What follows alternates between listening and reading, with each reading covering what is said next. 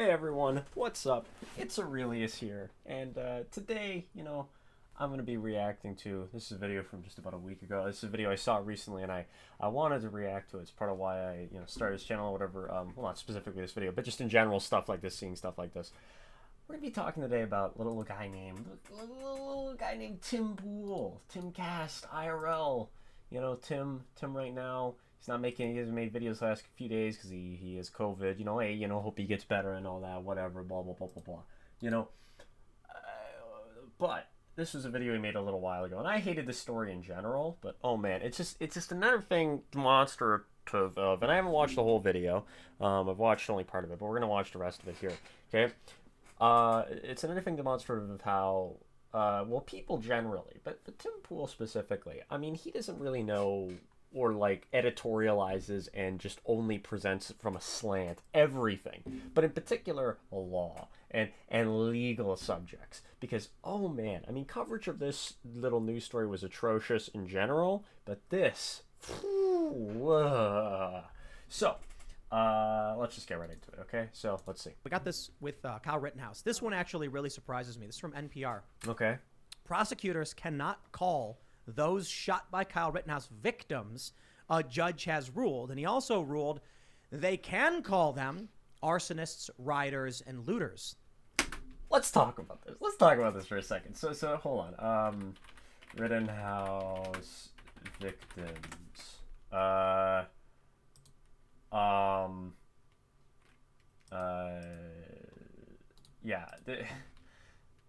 Yeah, hold on.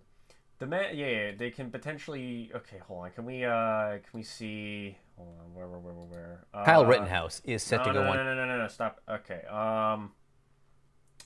where is it? There. Because this is oh, come on, jeez. Where Rittenhouse victims, NPR? Maybe I'll go and look for the article that he was looking for. Yeah, because Yeah. So the thing is that yeah. So he says that they will be able to call them. Okay. So the word victim is loaded word, and I think alleged victim is a cousin to it, right? Because like yeah, it's not determined whether or not like he did that or whatever. Whether or not it was murder. I mean, and so saying like yeah, using the word victim in a preliminary way is like, yeah, very presumptive. And the thing is, too, is that this isn't like an uncommon thing, because I saw a bunch of people freaking out about this, like in the other direction, but this isn't an uncommon thing from my understanding. Like people being called, defense attorneys will petition so that their clients or whatever aren't going to, like the people that the alleged crimes or whatever occur with aren't going to be presumptively called victims, because that hasn't actually been determined yet, right? And then I believe the other thing, and I don't know if they say this in this article, but I read about it. Yeah, the other thing was that the point about the like, oh, arsonists, looters, that kind of stuff. Like, yeah, exactly. Yeah. Here. Meanwhile, the defense will be allowed to refer to the three people Rittenhouse shot as arsonists, looters, or rioters, so long as they took part in those activities. Schreiner ruled. Like, which makes sense, right?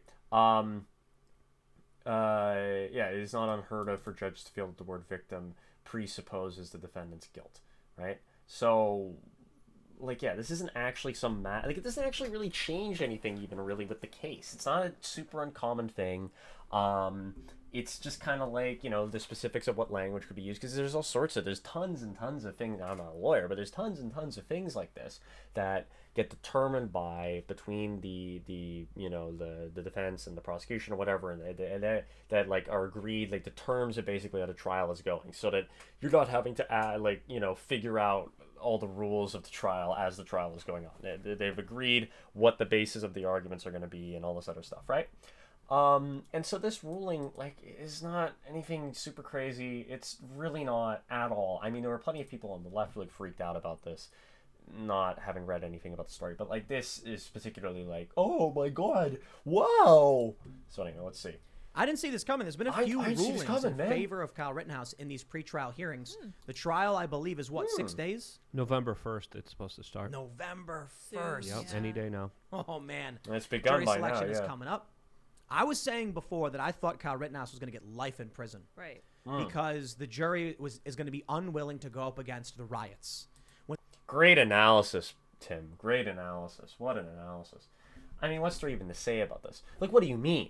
What, like the jurors are anonymous unless they choose to make themselves not so. Like, why are they're gonna feel, because people say stuff like this all the time, and it's like, what are you talking about? How are they gonna feel the pressure of the rioters? Like, and what is this even? Has this ever happened before in like recent times of like BLM stuff, where like a ruling has gone against some rioter or something like that in a jury trial, and the jurors have like faced physical intimidation? Like, what is this in reference to? It's just such projection of, like, you know, a political worldview onto like just a legal proceeding. And those riots happened in Kenosha. The only people who came out and did anything was, for the most part, Rittenhouse and the people with him, the militia guys. The cops said, "Thank you for being here," and gave them water. It's just stupid. It's just dumb. They shouldn't have done that. There's just a bunch of militia. I mean, among other things, Rittenhouse was, regardless of what you think of the militia as a whole, Rittenhouse was unlawfully in possession of that rifle. Wasn't his. He wasn't allowed to possess it. He wasn't allowed to bring it across state lines. Okay, he was he was 17, so he wasn't even allowed to like have it under any circumstances, right?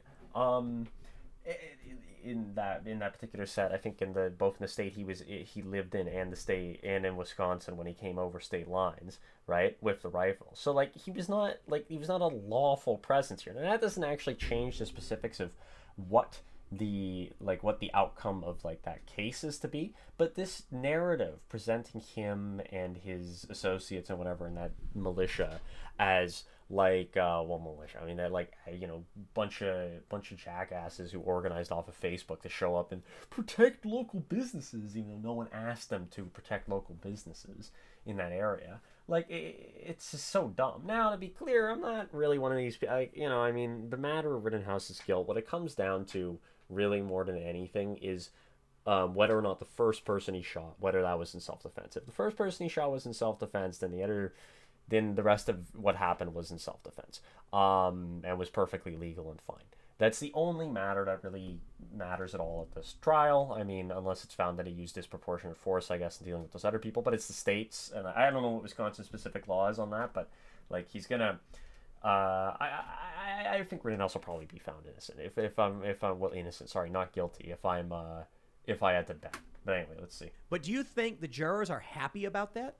I'm sure they're just like, I wish there was no conflict. Now, if they side with Rittenhouse and those individuals, maybe they can cross their fingers that those people will come out and defend their neighborhood after the riots happen, or they can say, he's guilty and he can go to jail, and then we don't got to worry about riots at all. This is going to be a very important case because a lot of people are betting. Oh God, look at this guy's shirt. On this. Tested positive for freedom. I mean, this has aged pretty well considering the recent news with Tim. But man, what's this guy's deal in general? A lot of people, like, there's a lot of implications here. Betting like oh my in Vegas. God. A lot of people are doubling down and investing in this, and a lot of people are threatening to riot. A lot of people are threatening a lot of civil disobedience. A lot of people are threatening to do violence to others if this court decision doesn't go the way that they want it to go. So you see this politicized in so many different ways, and that's why it's going to be so difficult to actually get true justice here, I believe. Because of how many people from the outside are involved in this, how many people are investing into this. And what I mean by betting, I mean putting political capital into this, because a lot of this hangs in the balance of where this country is going to go. That's how a lot of people see it. Not really. I mean, you could say that about the Chauvin trial. That would be a much more accurate analysis of the Chauvin trial. But I don't feel like this is making this such a huge bigger deal than it seems to actually be. Like, I don't know, I haven't heard much talk. I mean, like the Chauvin trial, you couldn't escape the coverage of it. It was constant all the time, right? But I haven't seen anything like that with the Rittenhouse trial anyway. I mean, the recent elections in like Virginia and New Jersey and all that stuff took up way more news cycle than like anything related to the Rittenhouse trial. I mean, this is just such a petulant, stupid framing of this. And if Kyle wins, this is going to be a plus for the right-wingers. If Kyle loses, this is going to be good for the left-wingers. And these are big sides that are mounting a lot of power behind this major court decision. I think think that it's right. He's a totem, and I mean, I don't have a strong opinion on the case. I mean, that's why we have an adversarial criminal justice system. The jury should know more about it than I do. But I do think the context of the case, this sort of like temporary collapse of civil society that happened last summer. Temporary collapse of civil society. Yeah, okay. I mean, oh my God, what are you talking about? I like a few, I mean, don't get me wrong, I'm not really, rioting doesn't seem to be a terribly effective, political or social, strategy to achieve positive goals, right? So I'm not pro-rioting or some stuff like that, not at all, right? And it does hurt a lot of people and harm a lot of people and whatever. But if you're gonna, to claim that civil society collapsed last year, for a little bit, is ridiculous. Even in the city that they're talking about, in Kenosha, I mean, the civil society didn't collapse, and it's not like the police weren't there. They were there. They made the decision to contain the violence and rioting to part of the city, which is not an uncommon thing that that police departments do and whatever in situations like this. It's not that civil society collapse. What an extremist and ridiculous way to frame the whole situation. Stupid. Is the context in which this all became possible? Is the context in which a teenager, justifiably or not, was out patrolling the street with a weapon? Like something deeper has gone wrong happened, that you get to that point, regardless of whether or not he was justified in the individual shot. Where you said temporary collapse. Well, they aren't currently okay. They're not doing great in Minneapolis, but they aren't currently having exactly in Kenosha. They're having exactly the same level of rioting that they were having. What in these people's imagination is there just constant what are you talking about? The same level of has there been because obviously all the things are going to be about the trial or whatever, but hold on, Kenosha rioting, okay? Has there been much rioting in Kenosha, Wisconsin since Kenosha, let's see, hold on, here, let's do a custom range. Let's do before the trial started, because obviously there's going to be a lot of stuff about the trial. So from I don't know, sure, we'll go back to there to here. Let's just look back over the last little bit, okay? Is there any they're constant rioting? Oh, there's stuff about I think I accidentally did a really hilariously stupid range there. There we go. There. Over like that. State of Kenosha, 1 year after the shooting of Jacob Blake and the riots that followed. Huh. Oh wow. 1 year after riots. Okay, they're still picking up the pieces. This is from the Federalist. Okay. Let's see, hold on. The damage affected 100 businesses, including putting 40 out of business for good. Well, that really sucks. And there's still some signs left. Rioting's not good. I don't agree with rioting. There's not... but the way that this guy's talking about it's it's not as bad as it used to be, but there's still, no. There's not, rolling campaigns of violence in the city. What are you talking about? There's still, the leftovers of, property damage from the event or whatever, as you can see from this stuff. But, what? Yeah, where's the rioting? Where's the... Oh, it's not as bad as it was, but it's still, the way... What I'm trying to get to, I'm not trying to just be pedantic, what I'm trying to get to is that Tim Pool, in content like his, but particularly him, he's particularly guilty of this, he frames everything in the people that he has on or whatever, they frame everything in this, ridiculous way, this bunker mentality, where society is always just in this slow, broiled collapse, right? And there's this constant low level violence going on or whatever, but this isn't accurate. It's just such a ridiculous way to talk about the world.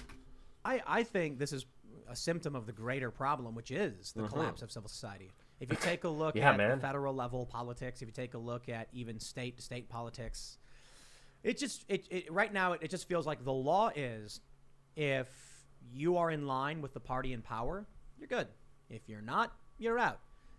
Like, what are you talking about? I get, Democrats maybe you can give some control most of the examples? cultural institutions, basically all of them. Right now, they Uh-huh. have Congress and the executive branch. They do not have Congress. What do you? I mean, like, I don't know how you could look at recent events, particularly in like the Senate, and say that the Democrats control Congress effectively. I mean, they technically have a majority in the Senate, but like this one of the slimmest majorities in congressional history, and they're barely able to get anything passed. So I mean, this presenting of them as this like absolutist force is absolutely ridiculous. Yeah.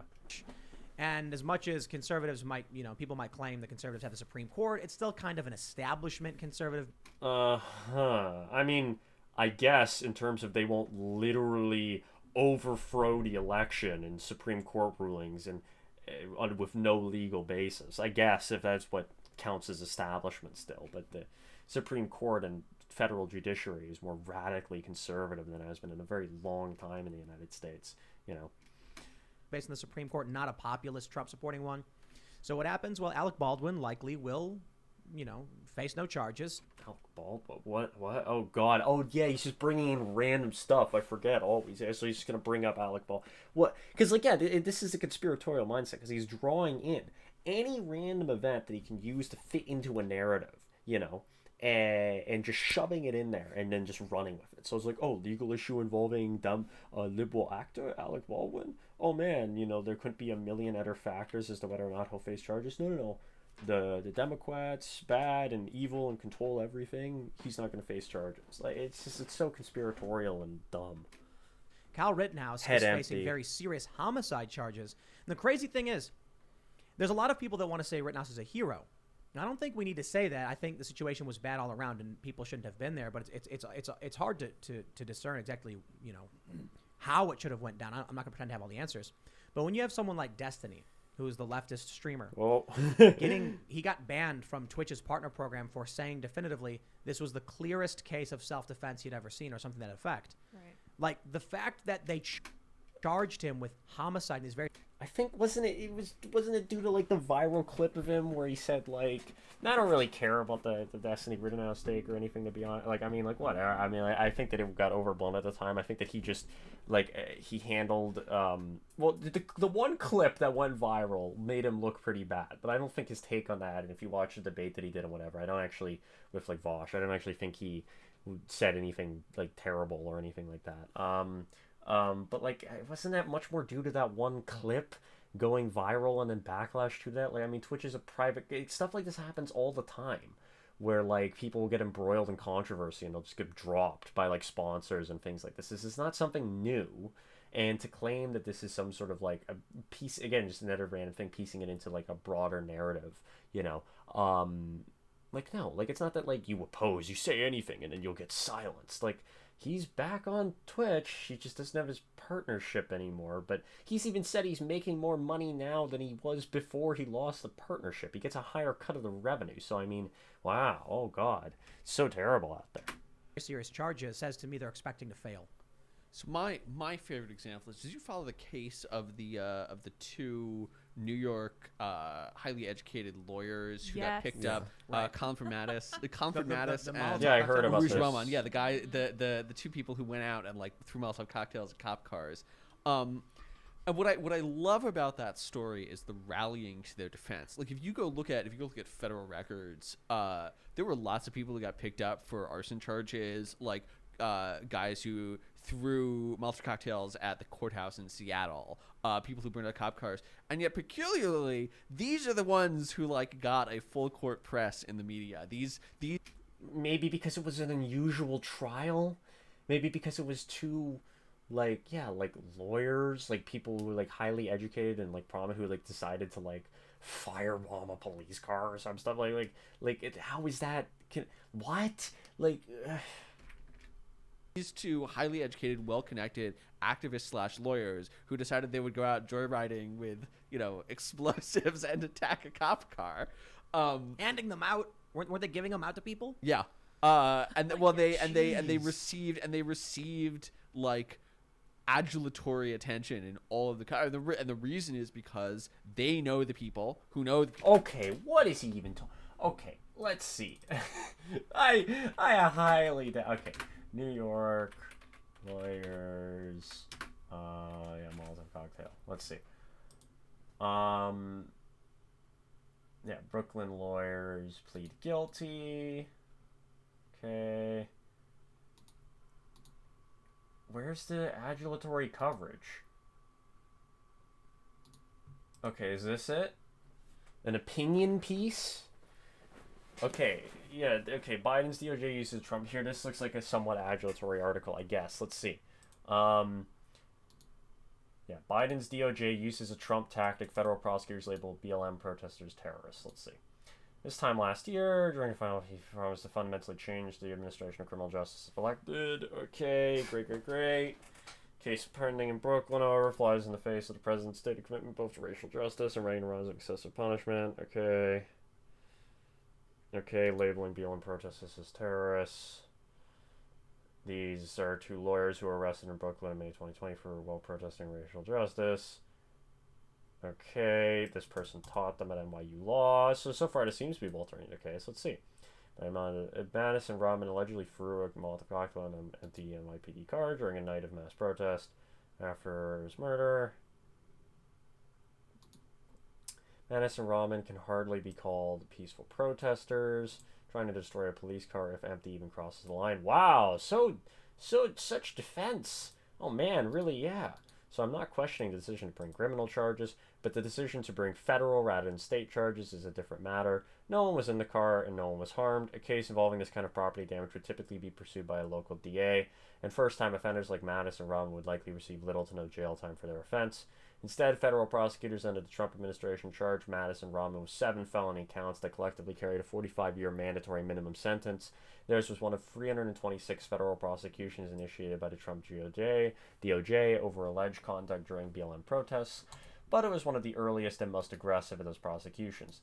This week, they will be taking a plea deal to resolve their case. The plea avoids the extreme and indefensible mandatory minimum sentence that attached to the original charges, but prosecutors, even under this new administration, have made it clear they will seek a terrorism enhancement on their sentencing, an extraordinarily rare and harsh tool that applies only when the offense was calculated to influence or affect the government of conduct by intimidation or coercion, or to retaliate against government conduct, and that the government has historically sought in cases that did or could have easily resulted in mass death or destruction. Labeling them as terrorists is a tactic one would expect from the Trump administration. Blah, blah, blah, blah, blah, blah, blah, blah, blah. Okay. Yeah, no, this is not really so the defense I see here, and maybe there are other articles that they're talking about, but they're not specifically saying anything. Like, the defense I see here, and this is a person who's connected to them, isn't even that they're defending their conduct. They're just saying, like, okay, yeah, applying a terrorism enhancement to these people doesn't make any sense and is stupid and out of line, which I'd agree with. That seems very dumb. Seems like, I mean, getting 10 years for, for doing that seems very dumb when no one died or was harmed. Like, I mean, they destroyed the vehicle, and that's bad, and they should face consequences for that, and should be disbarred as lawyers, almost certainly, at least for a while, you know. But, like, yeah, like, the idea that, like, what, you're going to throw them in jail for, like, 45 years, like, yeah, ridiculous. I mean, even 10 years is kind of crazy. Like, that's an extremely long time. I mean, to Americans, of course, like, 10 years in prison, they're like, oh, my God, it's so little, you know, because they have the stupidest justice system on the planet. But, like, yeah, no, this seems like a perfectly reasonable critique, and the actions of the fact that it's federal charges for something like this, yeah, seems kind of out of line and ridiculous. These people seem like cringe lords, to be honest. Like, I mean, I don't really get why you do that. It's really dumb, incredibly stupid to do something like that. And they're clearly, like, LARPing, given that they're, like, attorneys, and they're like, yeah, man, we're gonna go out there and do this. Yeah, it's dumb, very dumb. But yeah, no, the idea that, like, they're gonna be given 10 years is pretty crazy. Like, that's really crazy. I don't know, like, insane. Anyway, whatever. So, just it seems like another BS claim by, like, this guy, whoever this guy is. people who write the Lumberjack. coverage. They are in the position of power, and so they eventually they pled guilty. They're going to go to sentencing. I think they're not. The statutory maximum is 10 years. Not going to get 10 years. They're not 'cause getting it. Yeah, Nobody I gets nobody's statutory maximum. There was What are you talking about? That could totally happen. I major mean, media organizations running that's what defense for shouldn't. them. Yeah. I mean, this goes along with what was Who? happening last summer. I mean, Who's running dozens of people were murdered. People were burned alive. dozens of people? Okay, let's see. BLM protests, USA. George Floyd protests. Oh man, 25 deaths. So no matter what you say, the claim that dozens of people, and these are just deaths. We don't even get down into the specific breakdown of it, because you hear people say stuff like this all the time. Dozens of people were murdered when 25 deaths. Now that's really bad, to be clear, and I'm not defending any of that. Well, I mean, whatever. I mean, we don't even know the circumstances of all of them yet. We'll look at that in a second. But that's not dozens. I mean, it's 24 at maximum. But you're saying dozens of people are murdered. Okay, so let's see. Let's actually look at let's look at the deaths. Let's look at what happened. Okay, violence and controversies. Violence and controversies during the protests. Okay, deaths. In the United States. Let's see. Do they have an article just going over all of them? 14 days of protest, 19 dead. Okay, this is from September. Let's see. This guy was fatally shot. This guy was shot. Okay, yeah, not clear whether his death is even connected to the protests. This guy was shot. Okay, he was targeted in a drive-by shooting, so that's one that you could definitely chalk up to the kind of thing they're talking about. Violent encounter with a white bar owner. Okay. Sterling Jumper. Okay, and so the DA said that this guy acted in self-defense. Okay, he was attacked and then he killed someone in self-defense. This doesn't really sound like dozens of people being murdered. Sounds like a general period of disorder and chaos that can happen when you have mass demonstrations and protests and riots. Particularly in a country that has mass gun ownership. St. Louis resident reportedly run over and killed by a FedEx truck while attending a protest. So this is a person who was not killed by protesters. Okay. They were a protester killed just a few feet from his apartment. This guy was killed. Okay. Only a few hours after this guy's death, this guy was fatally wounded in a shooting. Okay. This guy was killed. Okay. This guy was dead at the same scene. A police ambush. Alright. Police reporting his killers with 3 men attempting to steal his car. This guy was shot. This guy was shot by... this guy was shot by 2 cops who hadn't turned on their body cameras. Okay. This guy was shot by officers. Yeah, this was the St. Louis police captain who was killed by people looting a pawn shop. And this guy died after being struck by a car. So we go through here, and how many things do we have that meet that claim of people being killed, murdered by protesters or whatever? You have a few. You have a few instances of stuff like that. The retired police captain comes to mind. You have stuff like that. Okay, but you don't have dozens. You also don't have people being burned alive or whatever he was talking about. What are you talking about? And, the thing is that, that's awful, terrible, inexcusable, horrific. Not justifying any of that. But is it really that insane that some stuff like that happened in events that involve, tens of millions of people, some of the largest protests in the country's history, had thousands of arrests take place, riots in multiple cities, and, in a period of social crisis because COVID was going on, and amidst an election year and an incredibly politically turbulent and high stakes time, that you're going to have a lot of anger and social disorder? It's not really that crazy.